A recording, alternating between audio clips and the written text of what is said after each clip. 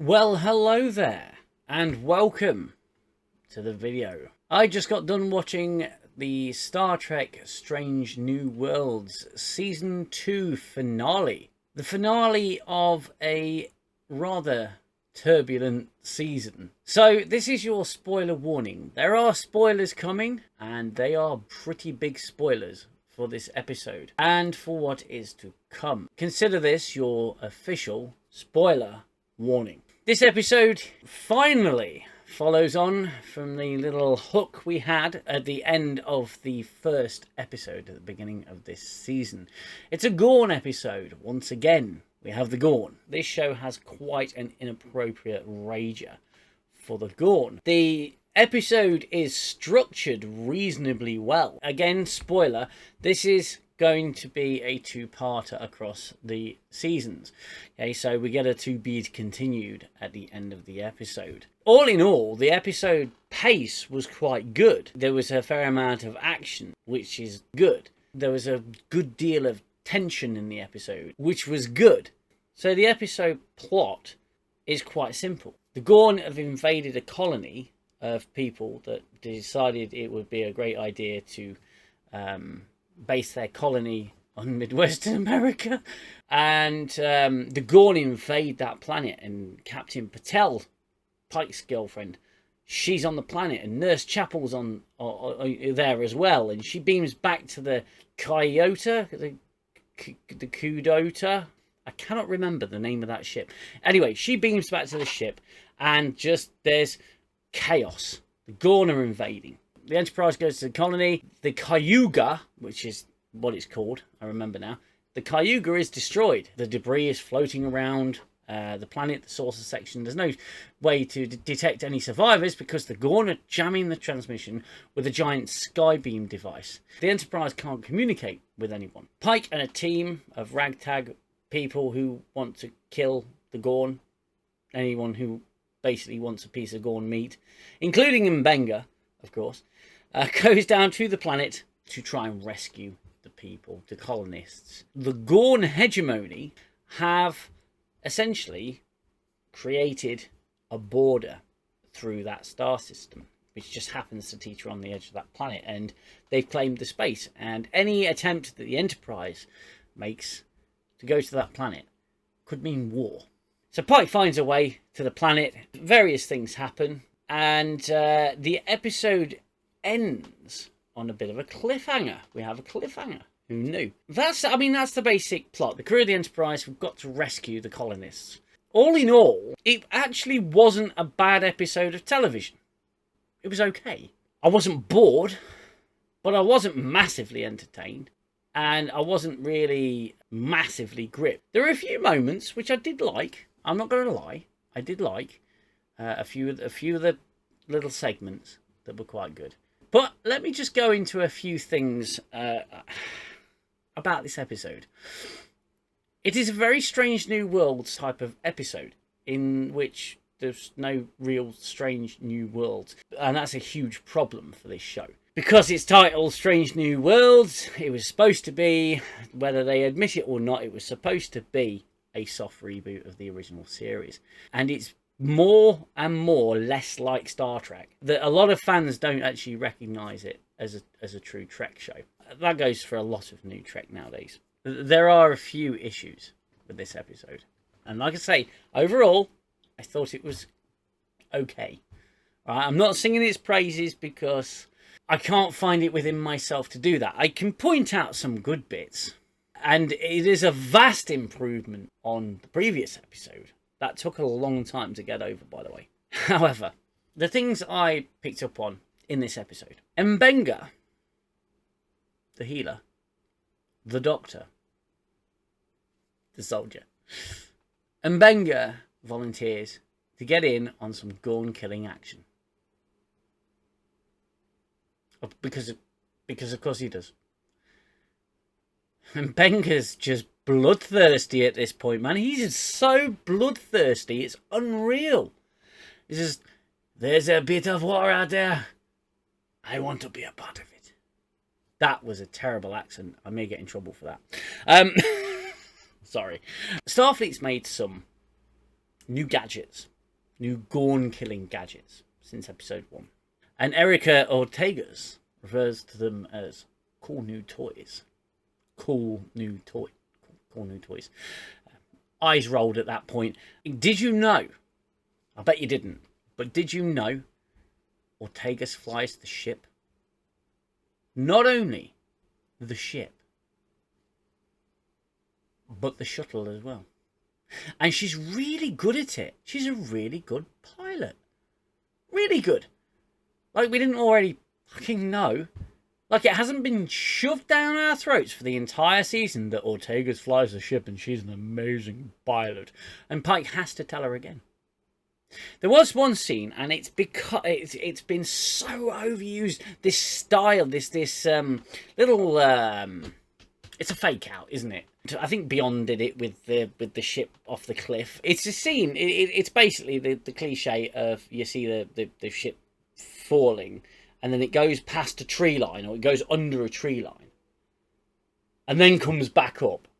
That's been massively overused, and again, it wasn't massively original. But it just stuck with me, that did, for some reason, because I've seen it countless times.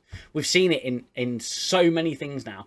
It's like, yeah, it's hard. It's not really a very good fake out, is it? I mean, at this point, Pike's looking uneasy and really sort of scared, essentially scared. And I'll get into a little bit more of that later. But Pike's looking scared, and Ortegas turns to him and says, "I thought you were a test pilot." As if to say, what's wrong with you? Now, I've mentioned it several times in this season, and in my reviews in general. The lack of respect for your commanding officer is absolutely unreal in this show. It's so bad. Pike's your superior officer, and you're going to take the piss out of him? She's such a cocky little shit, and I really don't like her. As a character, there's nothing endearing about her at all. It's a stupid haircut, stupid eyebrows, and stupid personality. And she's just amazing at everything. I really, really don't like that character at all. I find her infuriating. I really do. Unbelievable. And she has to be the best at all piloting. No one else can even match anything that she does. And they had Tom Paris in Voyager. He was Voyager's best pilot. He was always testing out the new shuttlecraft and going on, wild space races and stuff like that. And I get that you can have an amazing pilot, but do you really have to shower that amazing pilot with such praise all the time? And it happens so much in this episode, as it has happened so much in the series so far. Absolutely unreal. And he says, you were born to do this, Erica. Which made me laugh. So it was like, for God's sake. Yes, we get it. We get it. She's a good pilot, or she's the best. But she's got to be the bestest ever. God's sake. Spock wants to apologise to Nurse Chapel after Nurse Chapel sang to Spock in a horrifically narcissistic, selfish, almost psychopathic way in the mess hall during the musical about how much she is so important and he means nothing. Essentially, she dumps him for a career, and Spock goes whining like a little simp boy. "I must apologise to Christine." Are you kidding me? She dumped you, mate. Why are you going to apologise to her, you absolute simp? Unfucking real. I'll leave the best till last with this one. I'm going to skip forward a little bit to Patel. She's pissed off at Pike. This episode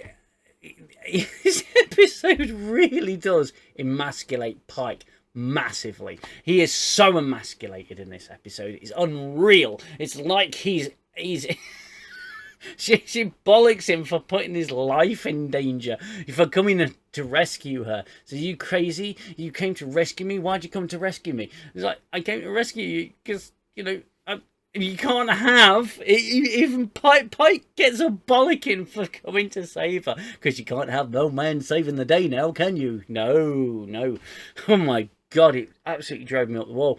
And it happens throughout the episode. He gets talked down to, he gets the piss taken out of him, and he's emasculated. And at the end, where he's basically got to make a decision. Do we retreat because the Gorn are winning and firing all they've got at the ship, or do we stay and fight? He's just done there going...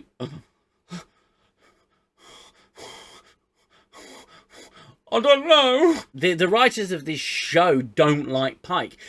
And they don't like Pike because you do. You like Pike. Pike's a great character. Pike can be explored. Pike was the fucking hook for this show. And are you seeing this pattern yet with Pike? Are you seeing it? Pike's emasculated. Pike is put down. Pike is questioned. Pike is bollocked. Pike basically cooks for most of season 2. Are you not seeing this? They don't like Pike. Pike was the hook to bring you into the show. Oh, it's going to be a show about Pike and how he's a great captain and all of that. And he's slowly becoming Strange New Worlds by, number 1, Uhura, fucking Erica bastard Ortegas, Pelia. I mean, it's like you are destroying a character there, and you're doing him a disservice at every juncture. I mean, I know Patel can bollock him because she's in a relationship with him, but they're both captains, and she still bollocks him. It's unreal. I cannot understand this loathing they have for Pike, to misuse him in this way and to abuse the character. And that's what they're doing. They're abusing the character. Speaking of character abusing, you know what's coming, don't you? This is going to be a terrible impression.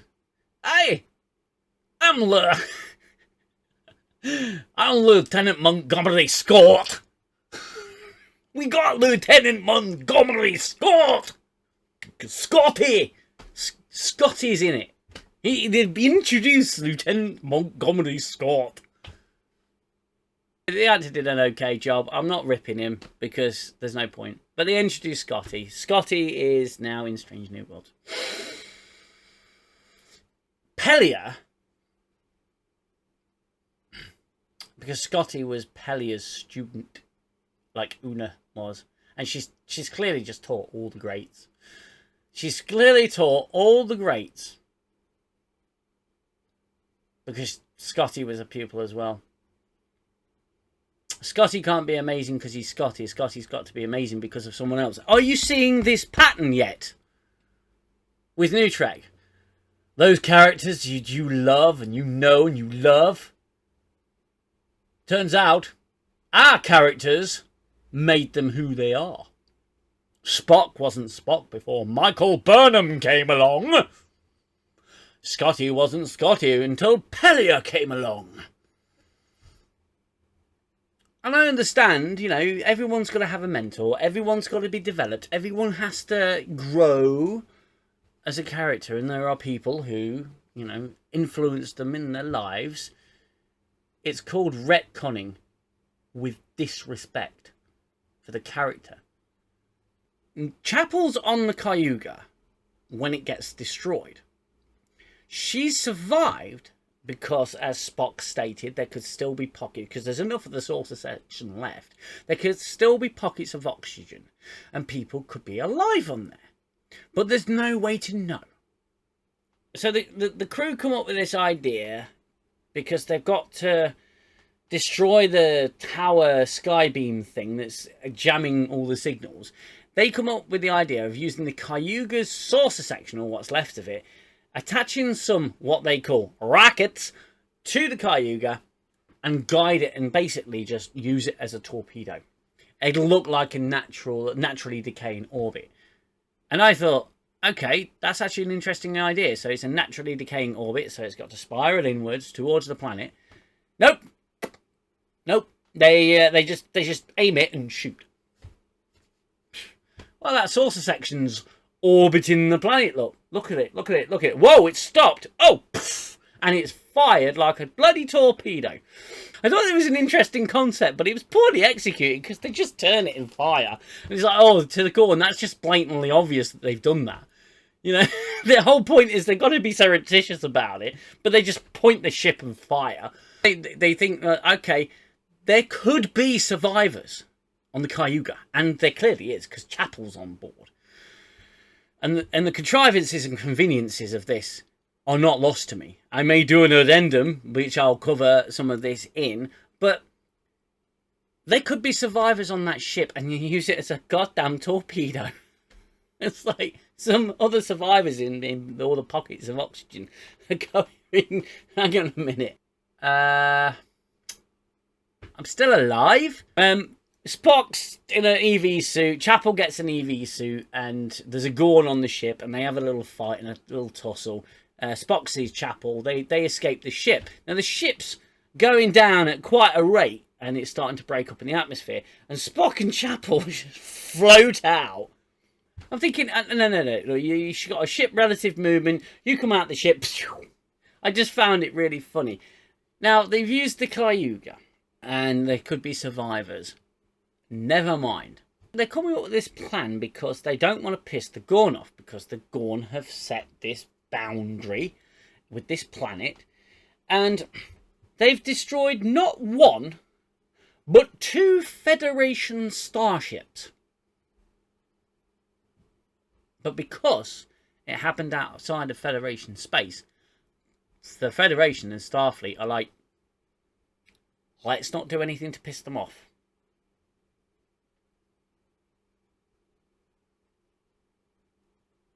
They destroyed your starships. They destroyed the Cayuga, murdered hundreds of people. Destroyed Scottish ship, murdered hundreds more. Possibly. Maybe 50. Technically, war's already started. They've already declared it. They've already declared it. Overall, the episode wasn't bad. It was bad Star Trek. It was a good episode of something. And that's all Strange New Worlds has been. It's just been something. You know, the season's been pretty freaking lackluster. And pretty bloody inexplicable at this point. I'm being generous by giving it a blue light. If you can tell, that's blue. It's the summer. My light doesn't work that well. I wasn't bored. It was quite good. But you already know, if you've seen my season 1 reviews, you already know my feelings on the Gorn at this point and what they've done to them. You know, the episode which was Alien versus Predator, basically. They don't seem to have anything wildly original here. Gorn are downright bloody terrifying. I mean, this is stuff that you'd see in Alien. You know, this level of horror is something that you'd see in Alien, and it's done for shock value, but it's not actually that shocking. It's just more of the same. So this season has been really sort of up and down. And in my opinion, a piss poor second season of a show. But it's been bad Star Trek. It's not Star Trek, but it has been pretty bad Star Trek. This episode was an interesting one. I didn't mind the inclusion of Scotty so much because I knew things like this were coming anyway. I mean, we've got new Kirk, new Pike, new number 1. Why not? Just keep them coming. This season has been pretty awful, in my opinion. There's been a few high moments, but lots of low moments. As a cliffhanger, it was okay. You know, there's a very small iota of me that's curious to see what happens in the next season. These reviews have been my opinion. These reviews have been what I thought. Okay, have I always got things right with Strange New Worlds? No, but god damn it, everything that they've done to Pike is inexplicable to me. Everything that they've done with Pike, they have underutilized that character and put him down at every juncture. Now, personally, if I was Captain Patel, I'd be leeched on to Pike. Pike should just say, "I know my fate. This isn't it. I've got to try and help you. I know my fate." I mean, she gives him a right bollocking because he put his life on the line for her. How dare he? How dare he put his life on the line for the woman he loves? You stupid boy! That's Pike. Emasculated. Ridiculously. Those are my initial thoughts on this episode. I will try and get an addendum done this weekend where I can complete my thoughts. As you know, these reviews are my opinion straight after seeing the episode. So there's some bits that I'm a bit foggy on, I don't quite remember, or it's, you know, I try to do it while it's fresh in my mind, but there are things I forget and skip over. And my addendums will be a chance for me to cover anything that I think I've missed. If I was to watch this episode again, or at least consider watching this episode again, I wouldn't be as hesitant as I was for most of the episodes in this season. And those are my thoughts on the final episode of this weird and twisted season 2. As always, if you are new here and you like the videos that I do, please hit that like button and also hit that subscribe button, because that helps the channel to grow. It helps me reach more people. 9 times out of 10, people will just say, hey, you're an idiot, and move on. But I appreciate those who stay, who want to hear my opinion, who want to have a conversation. I will also be trying to do a live stream this weekend on Sunday, and it would be 2 o'clock my time. And I will have one of my subscribers on to discuss Strange New Worlds. I don't know how long it's going to be. It may be a bit of a short one, but I do hope you'll join me for that. That will be 2 p.m. on Sunday. And I want your thoughts and opinions in that stream as well on what you thought of the series and the season as a whole. Until then, I will be bidding you farewell, but not for long. I'll be back with more videos and more reviews in the very near future. Until then, please look after yourselves. It's important that you do. Look after one another. That's even more important. Take care. Bye-bye for now.